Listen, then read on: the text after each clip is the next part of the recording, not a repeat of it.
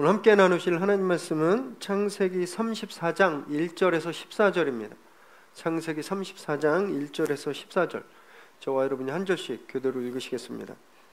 레아가 야곱에게 낳은 딸 디나가 그 땅의 딸들을 보러 나갔더니 히위 족속 중 하몰의 아들 그 땅의 추장 세겜이 그를 보고 끌어들여 강간하여 욕되게 하고 그 마음이 깊이 야곱의 딸 디나에게 연연하며 그 소녀를 사랑하여 그의 마음을 말로 위로하고 그의 아버지 하몰에게 청하여 이르되 이 소녀를 내 아내로 얻게 하여 주소서 하였더라. 야곱이 그 딸 디나를 그가 더럽혔다 함을 들었으나 자기의 아들들이 들에서 목축함으로 그들이 돌아오기까지 잠잠하였고 세겜의 아버지 하몰은 야곱에게 말하러 왔으며 야곱의 아들들은 들에서 이를 듣고 돌아와서 그들 모두가 근심하고 심히 노하였으니 이는 세겜이 야곱의 딸을 강간하여 이스라엘에게 부끄러운 일 곧 행하지 못할 일을 행하였음이더라. 하몰이 그들에게 이르되 내 아들 세겜이 마음으로 너희 딸을 연연하여 하니 원하건대 그를 세겜에게 주어 아내로 삼게 하라. 너희가 우리와 통혼하여 너희 딸을 우리에게 주며 우리 딸을 너희가 데려가고 너희가 우리와 함께 거주하되 땅이 너희 앞에 있으니 여기 머물러 매매하며 여기서 기업을 얻으라 하고 세겜도 디나의 아버지와 그의 남자 형제들에게 이르되 나로 너희들에게 은혜를 입게 하라. 너희가 내게 말하는 것은 내가 다 주리니 이 소녀만 내게 주어 아내가 되게 하라. 아무리 큰 온수와 예물을 청할지라도 너희가 내게 말한 대로 주리라. 야곱의 아들들이 세겜과 그의 아버지 하몰에게 속여 대답하였으니 이는 세겜이 그 누이 디나를 더럽혔음이라. 야곱의 아들들이 그들에게 말하되 우리는 그리하지 못하겠노라. 할례 받지 아니한 사람에게 우리 누이를 줄 수 없노니 이는 우리의 수치가 됨이니라. 아멘. 오늘 우리에게 주시는 하나님의 말씀입니다. 이 세상에 참 많은 길이 있죠. 이 길을 크게 딱 두 가지로 나눠볼 수 있는데요. 하나는 눈에 보이는 길입니다. 다른 하나는 눈에 보이지 않는 길이라고 할 수 있어요.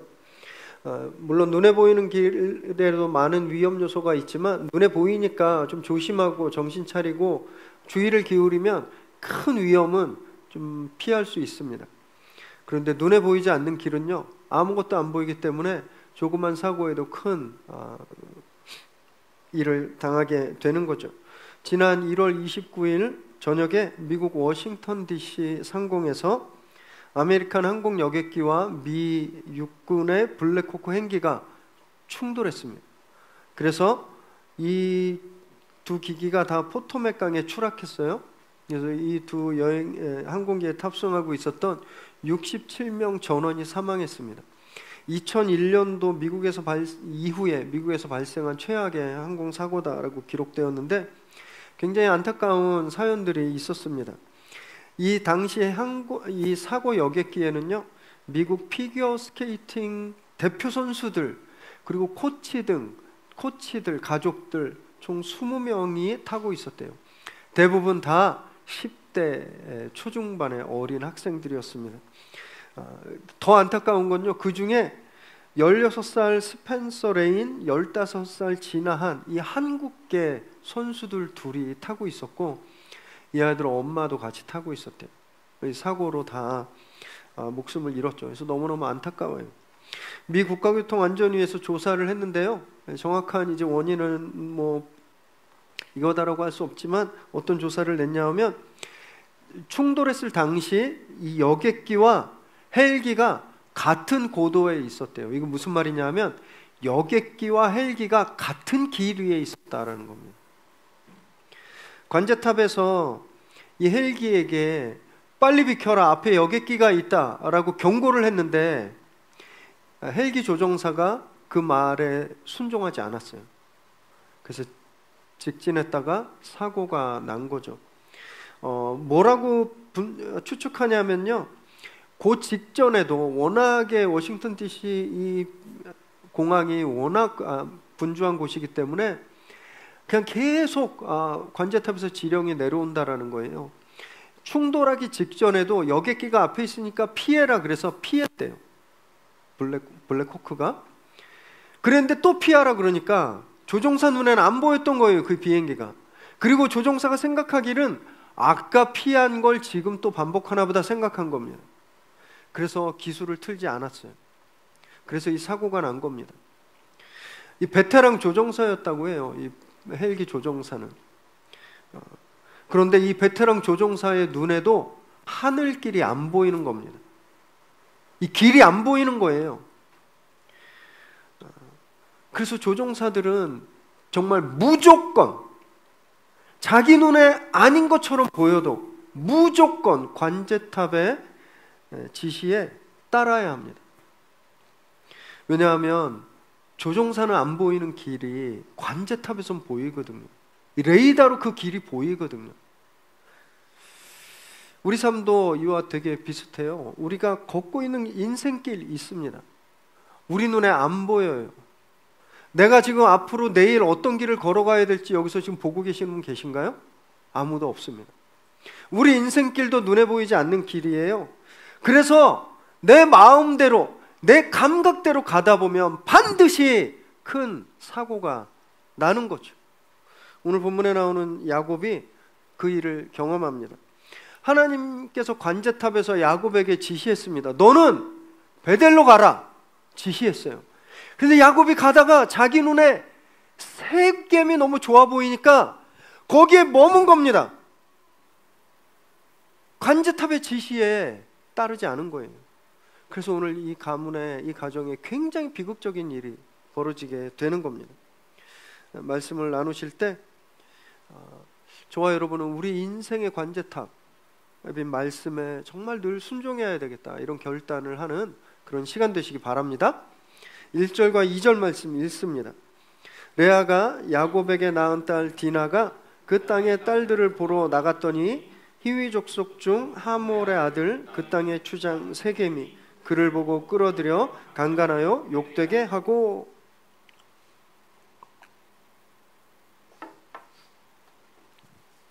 야곱이 세겜에서 풍족한 그런 삶을 누리고 있을 때 이 딸내미 디나가 세겜 친구들, 세겜의 여자 친구들과 놀러 나갔습니다. 여기서 특별히 1절에 보면 디나를 누구의 딸로 소개하고 있냐면 레아가 낳은 딸이라고 되어 있잖아요. 레아. 왜 그런가? 다음 주에 보면 레아가 낳은 아들 시므온과 레위가 엄청난 잔인한 보복을 하는데 그 복선이에요. 그래서 지금 디나를 레아가 낳은 딸이다라고 말하고 있는 겁니다. 디나가 이제 친구들이랑 놀러 나갔는데 그 지역에서 아주 참담한 일을 당합니다. 그 지역의 리더인 세겜에게 성폭행을 당하게 돼요.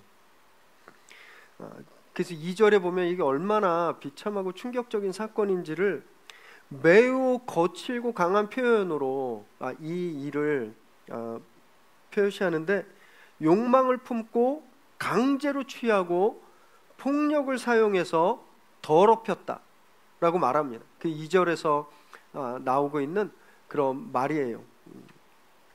3절 4절에 보면 세겜은 그 이후에 내가 디나를 사랑합니다, 디나하고 결혼시켜 주십시오 이렇게 요구하지만 진정한 사랑일 수 없죠. 자신의 욕망과 소유욕에서 나온 행동이었던 거예요.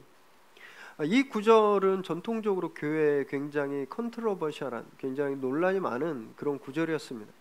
왜냐하면요, 많은 분들이 이 구절을 어떻게 설교하냐면, 그러길래 왜 나가? 너 왜 세상에 나가? 너 세상에 끌려서 유혹당했으니까 이런 일을 당하지 라고 해석해 왔어요. 저는 그렇게 해석하면 안 된다고 생각합니다. 여러분, 우리나라 법 쪽에도요 30년 전에 기록을 봤더니 시골에서 해수욕장에서 두 형제가 거기 놀러온 관광객 여성 한 분을 성폭행했어요. 그때 재판 기록을 봤더니 뭐라고 써 있었냐면, 재판장이 그러길래 왜 거기서 옷을 그렇게 걸치고 다녔냐고 했던 이야기가 있어요. 과거에는 진짜 이런 성폭행 사건들이 나면 여성들에게 책임이 있다는 듯이 이야기했습니다. 그러길래 왜 술 먹어? 그러길래 왜 집에 일찍 안 가고 늦게까지 돌아다녀? 라고 이야기했습니다. 요즘도 이런 통념들이 있어요. 그 옷을 좀 단정하게 입고 다녔어야지. 왜 이렇게 노출이 심한 옷을 입고 다녔어? 술은 왜 그렇게 많이 마셨어? 밤늦게까지 돌아다니지 말고 집에 일찍 가야지. 이렇게 마치 그 피해자에게도 책임이 있듯이 이야기하는 그런 통념들이 있는데, 여러분 이건요 또 다른 폭력입니다. 피해자에게 또 돌을 던지는 거예요. 절대 이렇게 생각하시면 안 돼요. 디나는요 그냥 피해자입니다. 폭력에 희생당한 피해자예요. 디나에게 네가 그러길래 왜 세상 친구들을 만나러 가, 이렇게 책임을 물을 수 없는 겁니다. 그래서 우린 이 구절을 어떻게 보아야 되냐 하면, 디나가 유혹에 빠졌다가 아니라 야, 세상이 얼마나 이렇게 폭력적인가, 이렇게 이해해야 돼요.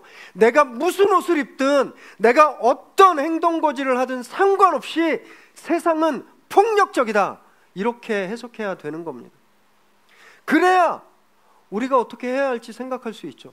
이렇게 폭력적인 세상에 믿음을 가진 사람으로서 어떻게 반응해야 되고 어떻게 살아야 될까? 그걸 우리가 생각해 볼 수 있지 않겠어요? 그리고 이 본문을 봐야 됩니다. 그럼 야곱은 이 폭력 앞에서 어떻게 행동했을까? 너무 기가 막히게도 야곱은요 침묵을 선택합니다. 5절 읽습니다.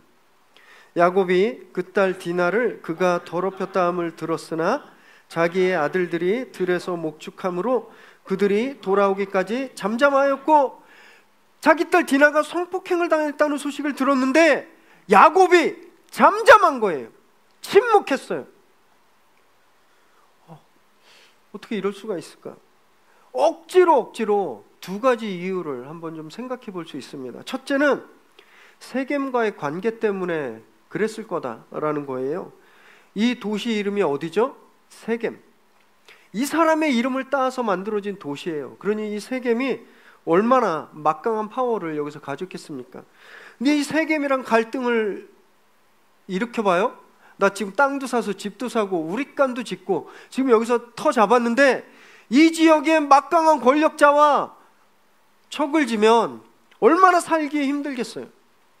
그래서 그냥 잠잠했다라고 생각해 볼 수 있습니다. 두 번째는요, 자기의 힘이 부족하기 때문에, 내가 쟤한테 지금 덤벼도 안 되기 때문에 그래서 잠잠했다고도 생각해 볼 수 있어요. 이 지역의 추장이니 군사력, 제도, 시스템 다 세겜 거였을 겁니다. 그런 세겜한테 대들었다가 보복당하면 그냥 자기가 이러는 거 한순간에 다 빼앗기고 자기도 죽임당할 수 있잖아요. 그러니까 싸우면 내가 지니까 그냥 잠잠했다라고 생각해 볼 수 있어요. 이해는 가지만 그래도 너무 비겁합니다. 세상에 그 어떤 아버지가 자기 딸이 성폭행을 당했는데 아무 말도 하지 않을 수 있겠습니까? 아버지로서도 너무 비겁하고 하나님의 백성을 대표하는 족장으로서도 너무너무 비겁한 모습인 거죠. 그런데 참 안타까운 건 뭔지 아세요? 저와 여러분도 이렇게 잠잠하고 비겁할 때가 있다는 거예요. 그러면 지난주 한 주간의 삶을 한번 돌아보세요. 이 분명히 잘못됐는데 직장 상사가 시켜서 아무 말 안 한 그런 적 없으셨나요? 누가 봐도 이건 해서는 안 되고 틀린 일인데 괜히 말 꺼내면 모난 돌이 정 맞는다고, 아니면 지금은 내가 얘기해도 별 힘이 없으니까, 이 시스템을 바꿀 힘이 없으니까 그래서 잠잠했던 적은 없으신가요? 우리 그렇게 합리화할 때 너무 많아요. 좋은 게 좋은 거지, 긁어부스럼 되지, 모난 종이 돌맞지, 그냥 이런 게 세상 사는 요령이지 라고 스스로 합리화하면서 진짜 말해야 하는데 말하지 않고 침묵할 때가 너무너무 많다라는 거죠. 이런 모습은요, 하나님의 백성으로서 책임을 다하지 않는 모습입니다. 미국의 흑인 해방 운동을 이끌었던 마틴 루터킹 주니어 목사님이 이렇게 말씀하셨거든요. 우리의 삶은 악한 자들의 폭력뿐 아니라 선한 자들의 침묵으로도 끝난다. 악한 사람들만 우리를 망친다는 게 아닌 거예요. 선한 사람이 침묵할 때 우리도 망가진다라는 겁니다. 그러니까 침묵은 불의와 공범이라는 거예요. 여러분, 이 폭력과 불의가 난무하는 이 세상에 정말 비겁하지 않은 그런 신앙인들 되면 좋겠습니다. 담대하게 말씀으로 진리와 공의를 선포하는 그런 저와 여러분 되시기 바랍니다. 7절 읽습니다. 야곱의 아들들은 들에서 이를 듣고 돌아와서 그들 모두가 근심하고 심히 노하였으니 이는 세겜이 야곱의 딸을 강간하여 이스라엘에게 부끄러운 일 곧 행하지 못할 일을 행하였음이더라.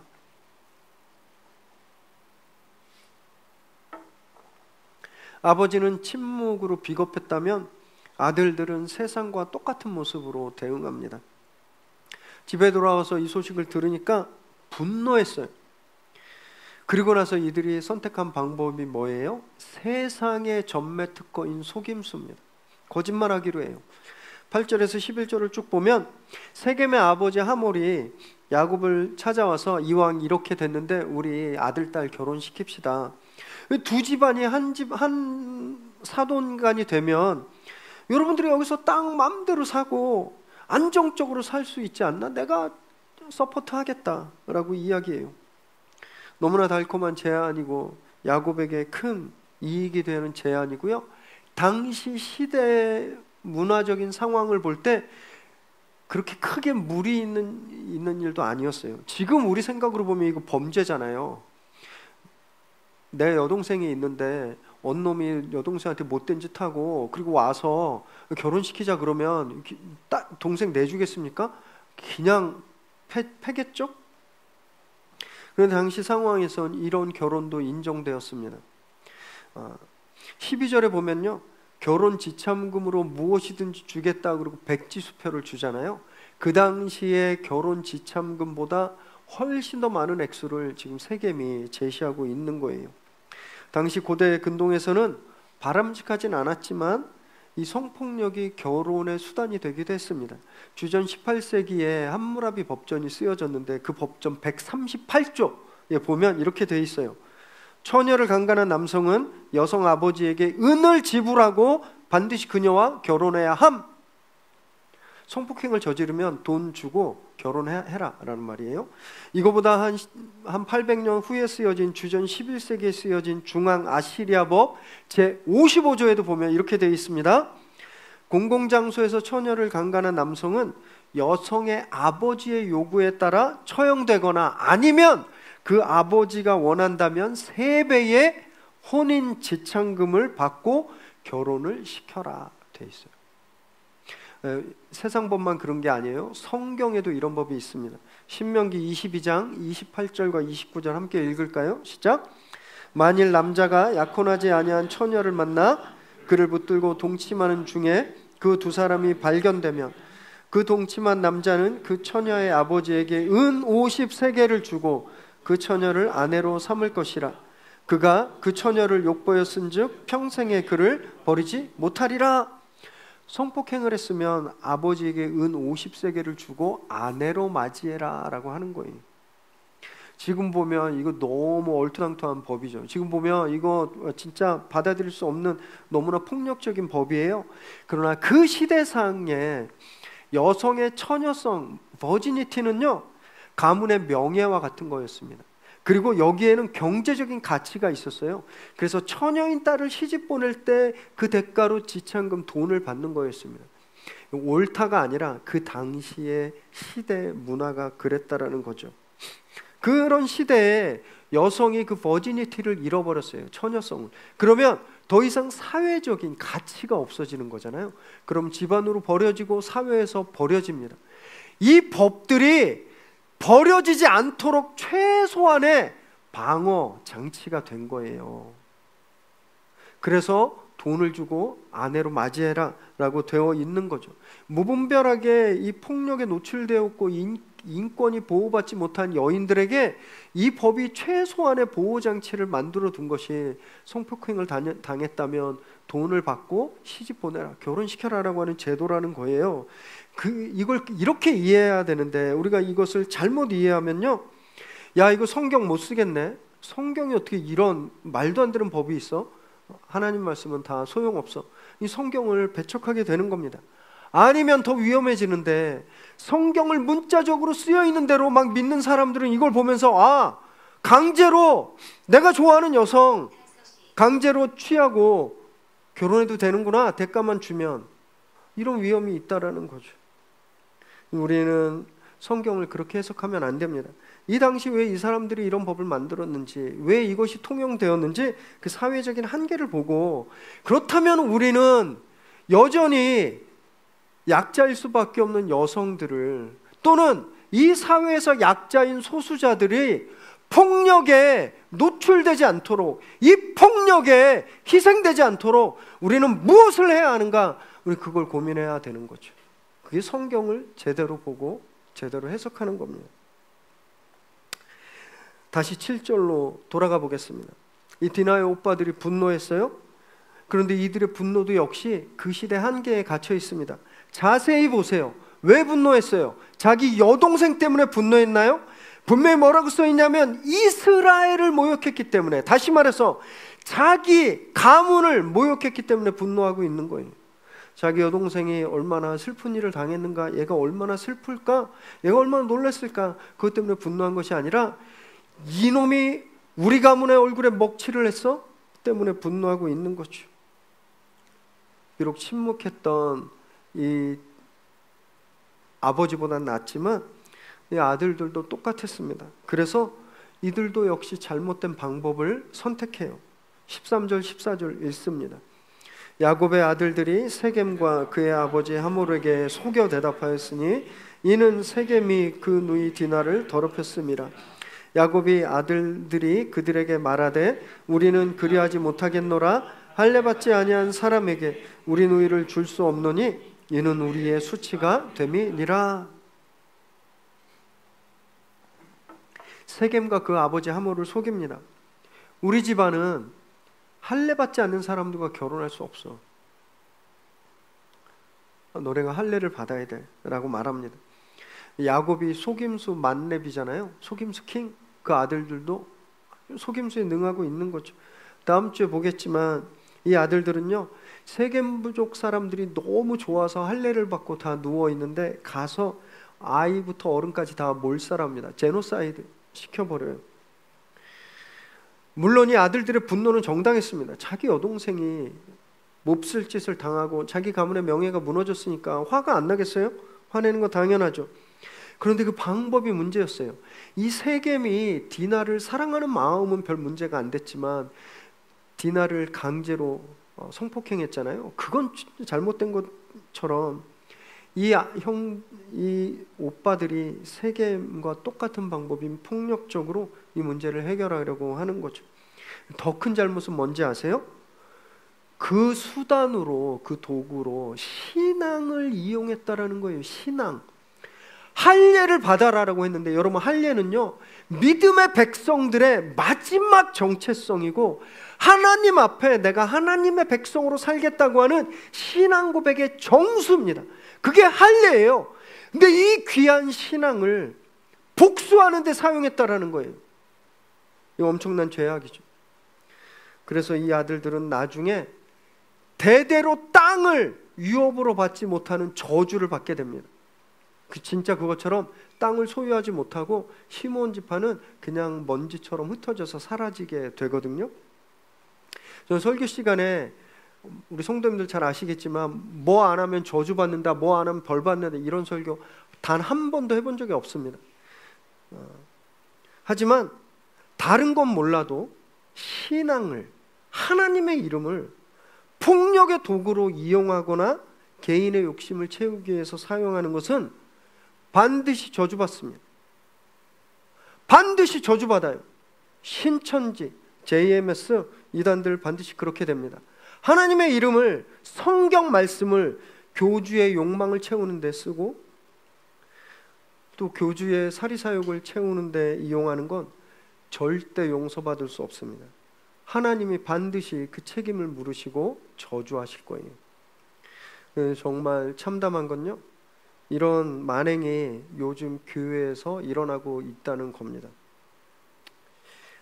얼마 전 뉴스에 한 대형교회 예배 모습, 주일 예배 모습이 보도되었어요. 근데 목사가 설교하다가 한 정치인의 이름을 말하면서 누구누구가 죽어야 나라가 산다 이렇게 외쳤습니다. 그랬더니 거기 가득 메우고 있던 성도들이 누구누구는 끝났다, 누구누구는 끝났다 이렇게 외치는 거예요. 제 눈을 의심했어요. 설교 시간에? 예배 시간에? 물론 목사도 개인이에요. 국민의 한 사람으로서 자기가 지지하는 정치인이 있고 반대하는 정치인이 있습니다. 다른 데 가서 그거 말하고 지지하고 반대하는 거 아무 문제 없어요. 그러나 이 강단은 아닌 거잖아요. 이 강단은요, 하나님을 대면하는 곳이고 하나님의 말씀을 선포하는 자리잖아요. 그런데 그 거룩한 신앙의 도구를 가지고 자기의 정치색을 나타내기 위해서 이렇게 하는 건 지금 야곱의 아들들이 할례를 도구로 폭력을 행사하는 것과 똑같은 저주받을 짓입니다. 반드시 하나님이 책임을 물으실 거고 저는 그에 응당한 대가를 치르게 할 거라고 저는 믿습니다. 요즘 되게 민감한 시기예요. 장군 멍군 막 너무너무 혼란합니다. 여러분, 개인적인 의견으로 개인의 자격으로 누구를 지지하고 누구를 반대하는 것 아무 문제가 없습니다. 여러분 그러셔야 돼요. 그런 의무가 있고 여러분 권리가 있습니다. 그러나 신앙을 도구로 그렇게 하지는 마십시오. 신앙을 도구로 여러분을 끌어들이는 데는 절대 휩쓸리지 마십시오. 저주받는 짓에 휩쓸리게 당하는 겁니다. 경각심을 정말 그 어느 때보다 잘 세우시기 바랍니다. 그래서 이런 정말 저주받을 짓에 휘말리지 않는 저와 여러분 되시기 바랍니다. 오늘 본문은요, 성경에 나오는 여성을 대상으로 한 비극들 중 하나입니다. 몇 개 비극이 나오는데 그 중에 하나예요. 왜 이런 참담한 일이 일어나게 됐을까? 가장 큰 책임은 야곱에게 있습니다. 하나님이 관제탑에서 베델로 가라고 지시를 내렸는데 베델로 안 가고 자기 눈에 좋은 세겜으로 간 거예요. 그래서 이 엄청난 사고가 터지게 된 거죠.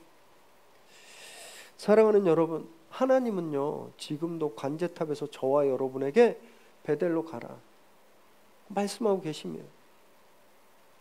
하나님 우리에게 이 인생길, 우리는 지금 이 인생길이 안 보이지만 하나님은 우리 인생길을 다 보고 계세요. 그래서 가장 안전한 길로 가라고 하나님 말씀하고 계시는 거예요. 그런데 문제는 뭔지 아세요? 하나님이 가라고 하는 그 길이 내가 볼 때 너무 싫은 길이라는 거예요. 내가 진짜 가기 싫은 길이라는 거예요. 나는 이 길이 훨씬 좋아 보인다라는 거예요. 그때 우리 갈등하게 되는 거죠.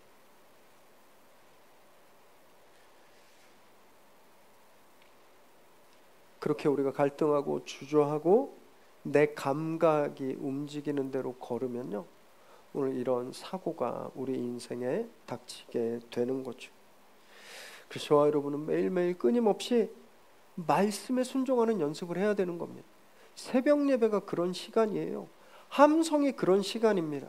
큐티가 그런 시간입니다. 그냥 때우고 내 경력하고 한 40일 나 올해도 일독했네 이게 아니라 진짜 오늘 눈에 보이지 않은 길을 또 걷게 되는데 하나님이 나에게 어디로 가라고 말씀하시는지 그것을 듣는 자리라는 거예요. 그래서 우리가 매일매일 그 훈련을 할 때 하나님이 관제탑을 통해서 우리에게 주시는 말씀에 순종할 수 있게 되는 거죠. 여러분 그 말씀에 하나님이 매일매일 우리에게 주시는 그 말씀에 순종하시기 바랍니다. 그래서 함정과 위험이 가득한 이 인생길, 우리 눈에 보이지 않아서 정말 한 걸음만 잘못 걸어도 큰 공경에 처하는 이 인생길을 가장 안전하게 걷는 저와 여러분 되시기를 주님의 이름으로 축원합니다. 기도하겠습니다.